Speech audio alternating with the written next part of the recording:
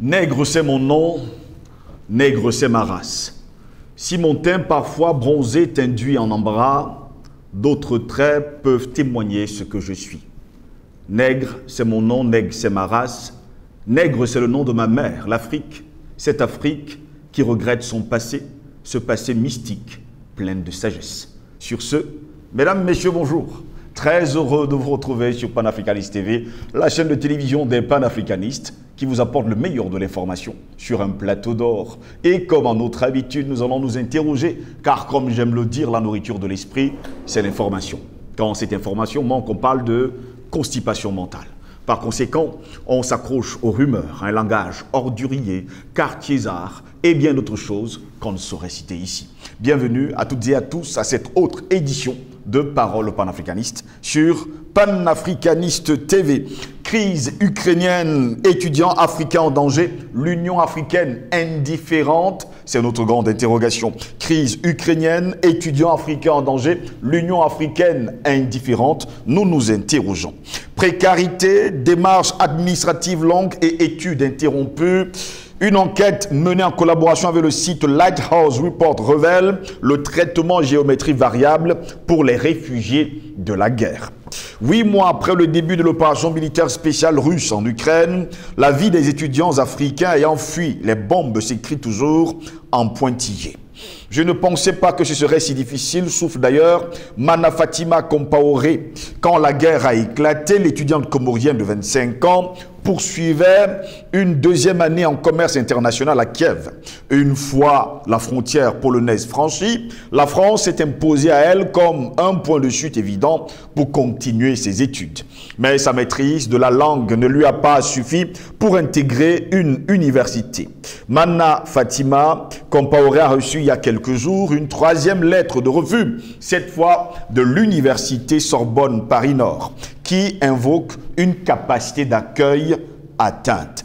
Éparpillée à travers l'Europe et surtout emprisonnée du côté de l'Ukraine, eh bien, il faut dire également aujourd'hui que des milliers d'étudiants africains réfugiés d'Ukraine, leur nombre est difficile à estimer, demeure l'angle mort de la politique d'accueil des États européens.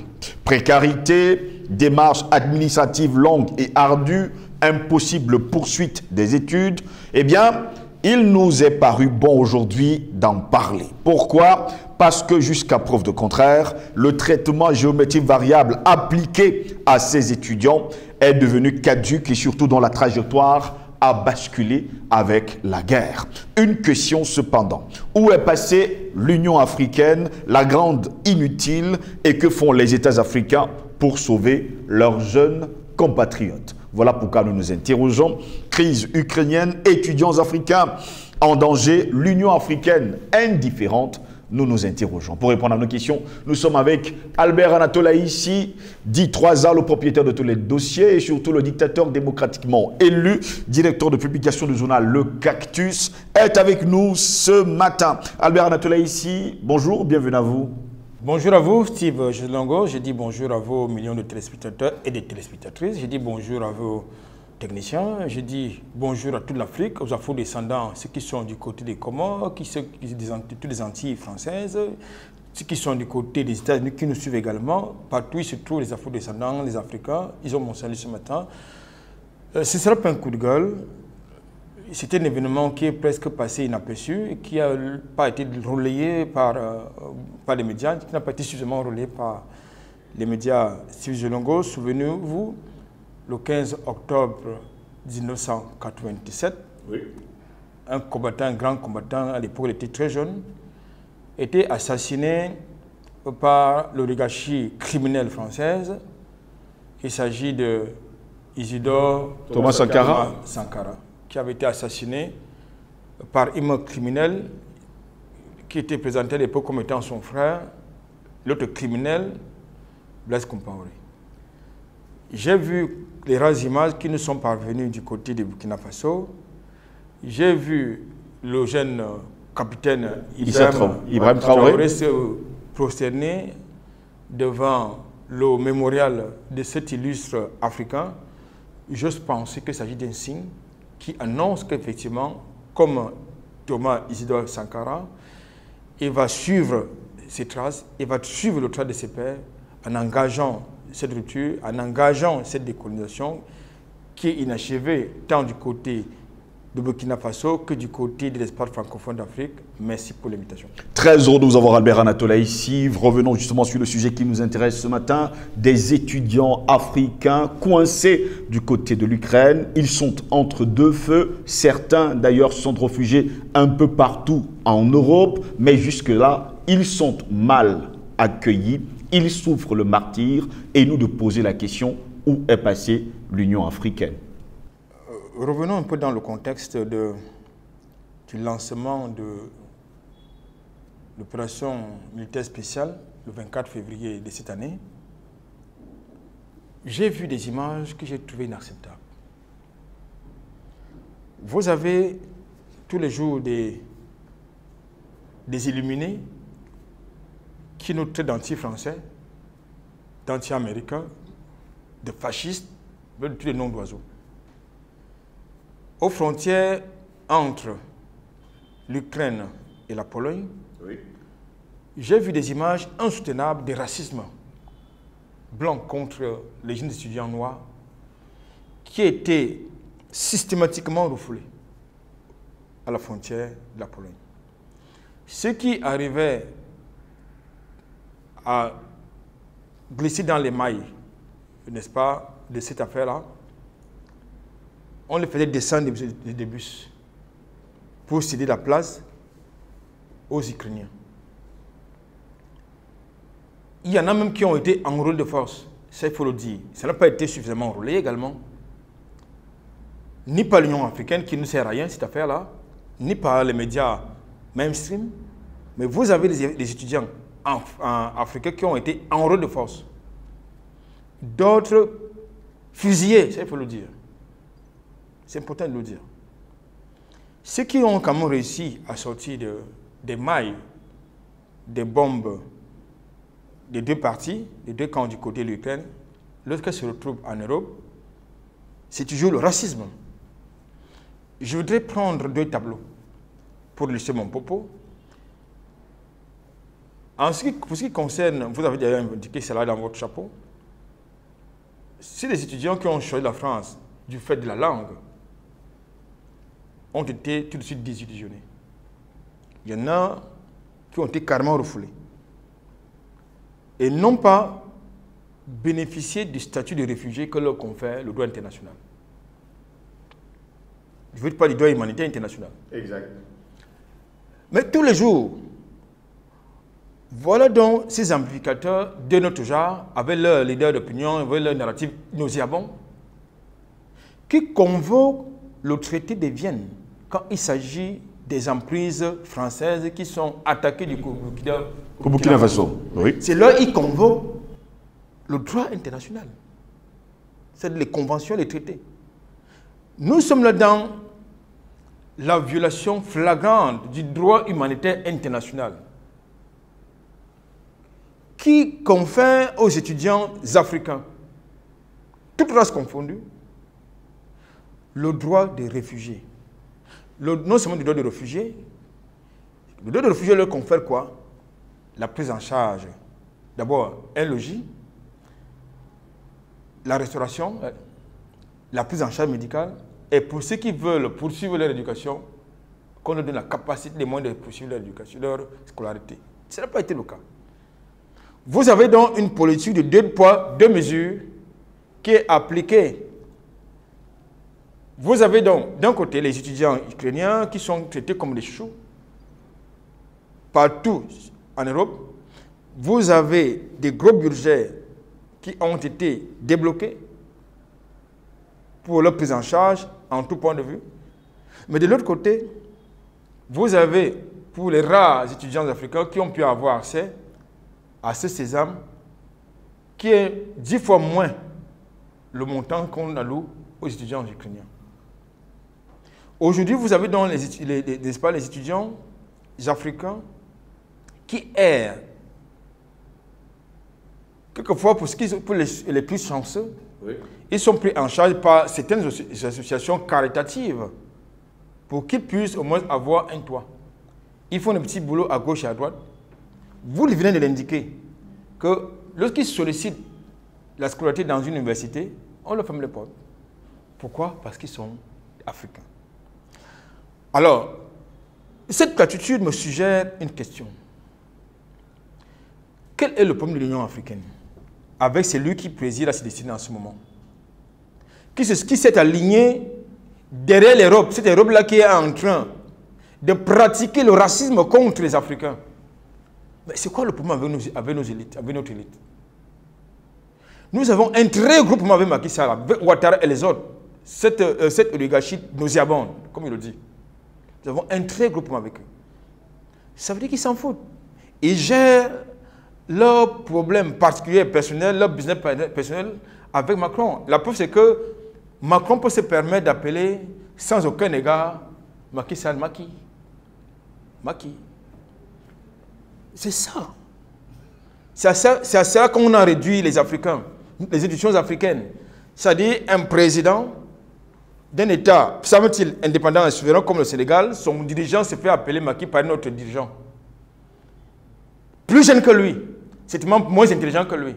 C'est à cela qu'ils nous réduisent. Vous avez oublié Alassane Draman Ouattara. C'est la même chose. J'ai envie de dire, comme j'ai l'habitude de le dire, Steve Jodongo, il nous faut encore des coups de terre de ce côté-là. Parce qu'il y en a marre d'être ridiculisé par ces blaireaux. Quand je le dis, je vais également mettre sur la table un autre point d'analyse relativement au problème des étudiants africains qui vivent le martyre, pas seulement en Ukraine, mais en territoire européen du manière générale. Je pense qu'aujourd'hui, il est clair que le narratif relatif au droit humanitaire international qui est convoqué n'a aucun sens. Si oui, pour les naïfs. Dans le cas précis qui intéresse les étudiants africains. Mais aucun média n'en parle. Aucun média n'en parle. Vous avez quelques personnes qui ont fait des enquêtes là-dessus, mais qui n'ont pas été véritablement publiées. La situation humanitaire des étudiants africains. Mais ça questionne également le modèle politique. Je parle de la politique éducative de nos États. Parce que si on avait des filières, parce que la plupart de ces étudiants sont allés là-bas parce que ces filières n'existaient pas dans ce que nous appelons nos grandes écoles, nos universités. Donc la plupart sont donc partis en Ukraine d'abord parce que là-bas la scolarité c'est moins cher. Ils ont ces avantages, ils ne sont pas pris en charge dans leur propre pays. Donc ça met donc de manière fondamentale en exergue la politique éducative qui est pratiquée dans nos enclos coloniaux. Et les premiers responsables de cette situation, ce sont nos dirigeants. Ce sont nos dirigeants. On ne peut rien attendre de l'Union africaine puisqu'elle n'a jamais rien résolu comme problème. Où sont passés les dirigeants africains? Bien évidemment, les dirigeants africains, ils sont dans leur business personnel avec Macron, avec Biden et les autres. C'est pour ça que je vous l'indiquais, Macron peut apostropher Macky Sall, Ouattara, Ambazolo, Omaro Sissoko Ambazo. Il demandait, lui suggérer un style vestimentaire. C'est à ça que nous sommes réduits, Steve Jodongo. Il nous faut encore des révolutionnaires. Voilà un vrai problème. C'est-à-dire que lorsqu'on a commencé à parler de ça dans une autre tribune, au lancement, au début de l'opération militaire spéciale, ils sont allés se balader. Macky Sall allait se balader en Ukraine. Je rappelle quand même pour nos téléspectateurs, pour mettre de l'eau dans votre vin, que la dernière sortie de l'Union africaine date du 28 février 2022. Et bien sûr, l'Union africaine a fait une sortie sur les mauvais traitements infligés aux Africains qui tentaient de quitter l'Ukraine. Voilà, du fait de la pression que nous avons fait à cette époque-là. Mais depuis là, c'est classé. C'est-à-dire qu'on n'en parle plus. Or, tous les jours, cette situation n'a pas changé. Certains ont réussi certainement à rentrer dans leur pays, d'autres n'ont pas pu. Quelquefois, du fait des moyens, de l'impossibilité de pouvoir rentrer, quelquefois parce qu'ils ont besoin de poursuivre leurs études, et qui devaient bénéficier, comme j'ai dit tout à l'heure, de l'encadrement des traités, des conventions internationales que l'Union africaine a signées avec l'ONU. C'est une affaire de mondialistes. Mais pourquoi est-ce que les étudiants ukrainiens sont bien mieux traités que les Africains? Ça veut dire que nous assistons là à la xénophobie, au traitement raciste. Il semble que c'est condamné par certaines dispositions de la charte de l'ONU. Mais voilà les réalités auxquelles nous sommes confrontés et que personne n'en parle pratiquement. Donc je pense qu'aujourd'hui, je crois qu'il est important qu'aujourd'hui que nos États, qui pour la plupart n'avaient même pas de chancellerie du côté de l'Ukraine, pensent à ramener leurs enfants dans leur terroir. Parce qu'il s'agit, c'est leur devoir le plus élémentaire, assurer la protection de leurs concitoyens où qu'ils se trouvent. Et je pense que Macky Sall, qui de manière inacceptable, préside haute destinée de l'Union africaine, devait être le premier à le savoir, qu'il a la responsabilité de ramener sur le continent africain et dans leurs pays respectifs ces enfants-là, ces Africains-là, ces étudiants africains qui sont bloqués, que ce soit chez ses amis européens, que ce soit en Ukraine. Ça va se faire ça? Ça pourra se faire? Il a l'obligation de le faire. Auquel cas, il faut que nos États, je veux dire les dirigeants de nos enclos coloniaux, prennent leurs responsabilités. Aujourd'hui, la majeure partie de ces étudiants sont éparpillés un peu partout à travers l'Europe, réfugiés d'Ukraine. Leur nombre d'ailleurs est difficile à estimer. Albert Anatole a ici. C'est d'ailleurs aujourd'hui l'angle mort même de la politique d'accueil des États européens qui ont décidé d'ailleurs de ne pas recevoir certains d'entre eux. Du côté de la France, je vous dirais d'ailleurs que la Tour Eiffel, plus bas encore, c'est là-bas qu'ils ont trouvé des habitations de fortune sous des plastiques. Est-ce que là encore, les droits de l'homme ne sont pas mis à mal? Vous avez oublié de souligner notre aspect. Non seulement ils dorment sur les plastiques, quelquefois, ils sont matraqués par les policiers de Paris qui leur demandent de dégager. Parce qu'ils dénaturent le décor urbain de Paris qui est très joli. C'est ça la réalité des droits de l'homme, des droits humanitaires internationaux. Donc moi je pense qu'aujourd'hui, il ne faut pas se faire d'illusions. Je pense que pour une fois, il avait été honnête de nous dire qu'entre les États, il n'y a pas d'amis, il n'y a que les intérêts. Je crois que c'est De Gaulle qui l'avait dit. Oui. Donc, il faut aussi dire qu'il n'y a pas d'amis, il n'y a que les intérêts entre les États. La réalité est là. C'est-à-dire, dans le contexte africain, vous avez les bases militaires qui polluent nos espaces de vie, non seulement pour sauvegarder les intérêts des puissances étrangères, mais également pour assurer la protection de leurs ressortissants. Mais en Afrique, c'est très paradoxal, c'est même très curieux de savoir que les rares pays qui abritent les chancelleries africaines ne sont pas capables de prendre en charge leurs compatriotes qui sont en détresse.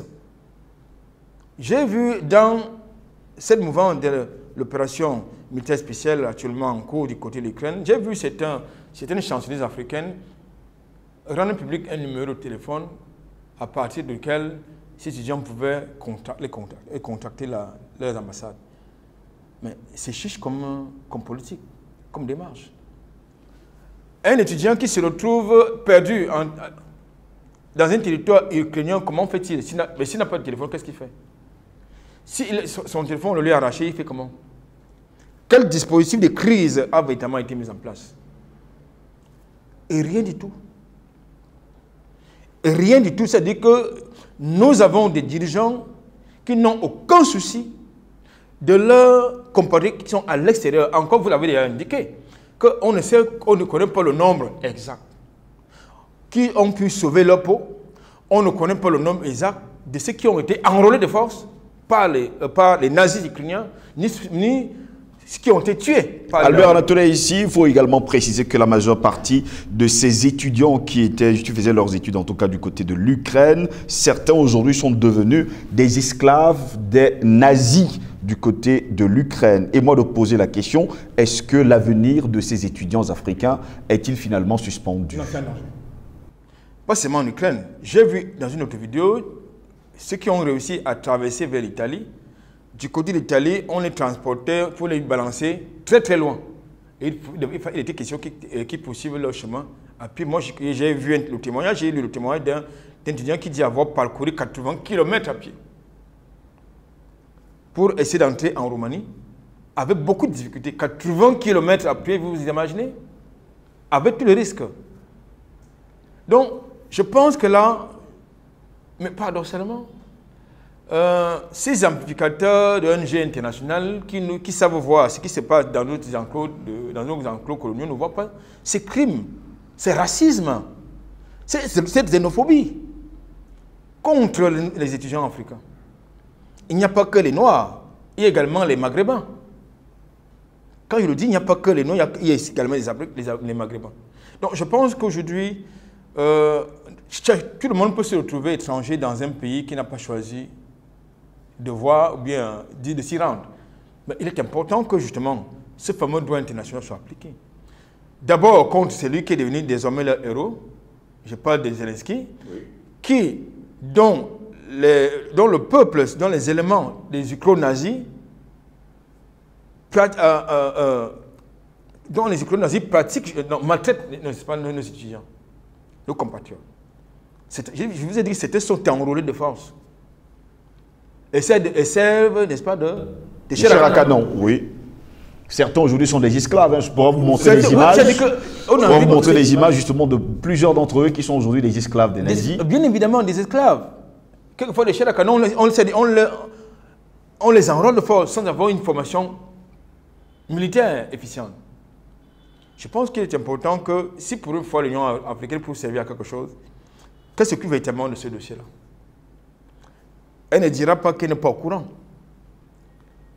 Je questionne le vote de certains États africains en faveur de la condamnation de l'annexion par la Russie de certains territoires ukrainiens, Donetsk, Lugansk, Kherson et Zaporizhzhia. Donc je questionne leur... En fait, leur vote a été guidé par leur relation personnelle avec certains dirigeants européens ou bien états-uniens que par les intérêts entre les différents États. Parce que dans la diplomatie, ce sont les intérêts qui prévalent et non le contraire. Où sont passés Amnesty International, Human Rights Watch, la Croix-Rouge internationale et toutes les autres ONG? Malheureusement, comme je vous l'ai indiqué tantôt, c'est sur le continent africain, quelquefois en Syrie, qu'ils voient les scandales, qu'ils voient les crimes humains, qu'ils voient les crimes contre l'humanité et les crimes de guerre. Mais du côté de l'Ukraine, ou bien en territoire européen, ou bien aux frontières du territoire ukrainien, apparemment les satellites sont tombés en panne pour voir ce qui se passe de ce côté-là. Donc, la raison pour laquelle j'ai l'habitude de vous le dire, ce sont des trucs qu'il faut dégager de notre territoire, ces ONG-là, qui sont financés par les mondialistes. George Soros en premier. Qui sont financés par les mondialistes. Et qui sont les mondialistes? Sont les criminels qui ont foutu le bordel, qui foutent le bordel dans tout le monde entier, y compris en Ukraine. Donc, lorsque vous avez quelqu'un, un criminel qui vous finance, que voulez-vous faire contre lui? Vous taire. Et c'est ce qu'ils ont choisi de faire, c'est taire. Albert Anatole, ici pour sortir de cet entretien, une seule et unique question. La peau noire est-elle en danger dans le monde ou alors la peau noire fait-elle finalement peur aux autres races? C'est les deux. C'est les deux. Je voudrais vous dire que je voudrais vous convoquer aux sources de l'histoire, aux sources de l'humanité. Vous allez comprendre, vous avez constaté dans nos différentes émissions, qui sont des émissions pédagogiques, de conscientisation, que l'humanité, au départ, est noire. Le berceau de l'humanité, c'est l'Afrique. Mais, je ne sais pas comment ils ont fait pour nous faire croire que l'Europe, c'est le vieux continent. Or, nous savons que l'Afrique, c'est le berceau de l'humanité, le berceau des grandes civilisations. Et les porteurs de cette grande civilisation, c'est qui? Les Noirs. Donc, aujourd'hui, vous voyez, tout a été blanchi, tout a été dévoyé. On vous fait dire que les personnages de la Bible étaient les Blancs. Ce qui est absolument faux. On vous fait croire que c'est Christophe Colomb qui a découvert l'Amérique, ce qui est absolument faux. On vous fait croire que le père des mathématiques, c'était un locodème, ce qui est absolument faux. Donc, il faut donc se réapproprier justement ces éléments historiques pour bâtir une conscience pour l'avenir, non seulement du peuple africain, mais des Noirs d'une manière générale et des autres peuples. C'est pour ça que, justement, le peuple noir constitue un danger imminent pour les autres. D'abord, à cause de la mélanine que nous avons là, qui nous permet de résister à toutes les calamités qui nous envoient. Ça, c'est le premier point. Le second point, effectivement, nous sommes plus intelligents. Le père des mathématiques, c'est qui? On vous a dit que c'est qui? On vous a dit que c'était Pythagore, n'est-ce pas? C'était pas Pythagore. Qui était un mauvais élève, nous le savons. Qui était le plus mauvais des élèves en mathématiques? Je crois que c'était Imhotep. C'est ce qui nous a enseigné que c'est Pythagore qui a découvert les mathématiques. Et on continue à enseigner ça à nos enfants à l'école. Il y a un problème. Le père de la médecine, on me dit que c'est qui? Hippocrate, n'est-ce pas?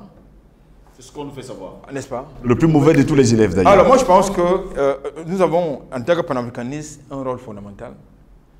C'est que nous sommes une menace pour les autres et nous sommes également un danger. Raison pour laquelle ils veulent absolument nous continuer à nous abrutir, à nous faire croire qu'on a besoin de leur aide, n'est-ce pas? En tout point de vue, pour que nous puissions émerger. Mais je ne connais pas un pays au monde qui s'est émergé, grâce à l'aide. Comment un pays où on manifeste tous les jours contre la vie chère peut venir vous aider, vous financer votre développement, financer votre industrie? C'est de l'imposture. Et je pense qu'il faut sortir de cette imposture. Et la première façon de le faire, c'est justement, comme je l'ai dit tantôt, réapproprier notre histoire, la véritable histoire qui consiste à dire aux Africains que tout ce qui existe, qui a existé hier et qui existe aujourd'hui, a des origines, a pour auteur, a pour initiateur le peuple noir. Merci à vous, Albert Anatola, ici d'avoir été des nôtres. C'est fait un plaisir. Nègre, c'est mon nom, nègre, c'est ma race. Et je suis heureux et je suis fier d'être un nègre d'origine, fils d'Afrique, cette Afrique qui regrette son passé, ce passé mystique, plein de sagesse. Oui, je suis fier et je suis heureux d'être un nègre. Mesdames, Messieurs, au plaisir de vous retrouver très prochainement pour de nouvelles éditions de Paroles panafricanistes sur Panafricaniste TV.